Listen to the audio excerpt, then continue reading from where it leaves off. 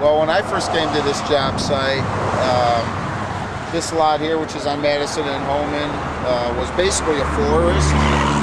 And there was a lot of trees, a lot of cars, a lot of junk, a lot of concrete dumped in here. I mean, it was a mess pretty much. And there was an alley up this side of the building, which had access from Holman and went around to the back alley, which was vacated for this site, and is now, as you can see, is landscaped. The parking lot is new. There's a new sewer system that goes out to the Holman side, 24 or so spaces with a handicap, enough to accommodate the tenants here. It's a historic landmark building. The Holman side is the primary historic elevation, which the wood windows are restored, which what we do is we take the sashes out, we send them out, we have them reglazed, glass, primed, painted, and then we apply an inside storm window to the inside of the apartment. We left the old lettering up on the, from when it was a school, from when it was a Ronkin school. And when this was a school, basically we had stacked cinder block walls, and when I mean stacked, I mean stacked. It was just from the floor to the ceiling, which definitely wouldn't be allowed in schools today, that kind of a method of building a wall. They were easy to come down. Once you hit out the middle blocks, basically they came down. And structure-wise, the old part of the building is a clay block structure, which is actually clay block on a little bit of an arch, which structurally is what makes something sound. And it goes from one beam to the other, and that's the old structure of the building. The other side of the building is where the additions were put on, is a concrete structure building, which would be columns and beams, concrete. Historic-wise, when we first came in here, there were 9x9 floor tiles. You can picture it actually as an old school, and they were hot for asbestos, so they had to be removed. And when we removed them, we discovered the terrazzo floor underneath, which was just spectacular. And so we made a decision to keep the original floor from when it was a switching station, along with the base and the cap along the top of the base. We kept these hallway windows here, which is a metal wire glass window. They're fixed shut because we do have a ventilation system in the building. And the courtyard actually was all the way down to the basement. The only access to this courtyard wasn't through a door in the basement. So we did fill up the courtyard, and we installed these doors, one on each side of the hallway, for the tenants to be able to have any kind of a function that they want to have, or in the summertime they can just go outside. And you can see right out there is one of the old school drinking fountains, which is pretty cool, that we kept and are using for a planter.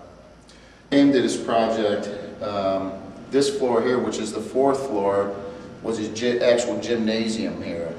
And you can see by the height, not much room to shoot basketball, but the basketball nets are still remaining in two of the apartments here, over here. And we actually have them, left them hanging up on the wall. The interior walls that we built were 8 foot tall with a trim around it with a top cap, which is a pretty cool look. New kitchen cabinets, new tops throughout.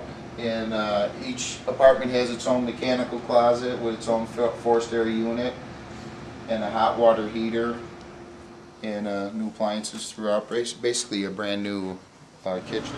Once again, when I first came down here, we're in the basement. It's just undescribable what it looked like. It had been maybe 5 feet underwater. It was burned out. You could see a little bit of the clay system I was talking about earlier, the fire system, how it's just a little bit of arch to these two beams. You get a little bit of a better look at it here. We got all new plumbing throughout, and of course all new electric throughout. New elevator. The elevator did not go to the basement prior to construction, so we actually had to hand dig out the pit, and there's a pump down there as well. All the walls on here are new. The this area here, the divided walls. You can see the existing brick walls down the side here in the columns. These are all original from the original structure of the building. This is where you can see the change from the to the concrete structure. You see the columns. This is all concrete. You can see the concrete columns are chamfered. So now you're talking about the new building. You can actually see the foundation, where the separation, where the foundation and the brick. This was actually probably the outside of the building at one time. This is the mechanical room.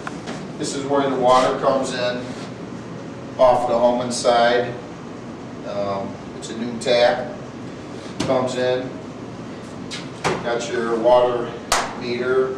It goes to a pump, a booster pump that boosts the water.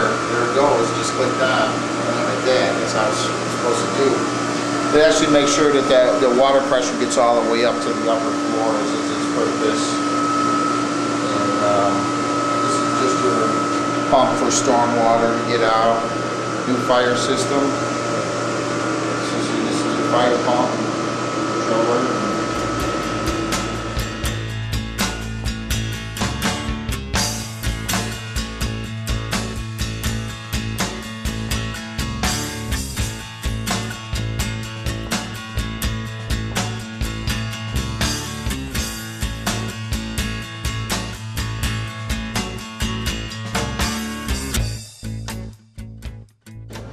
Square footage beginning at the smallest apartments like 580 square feet.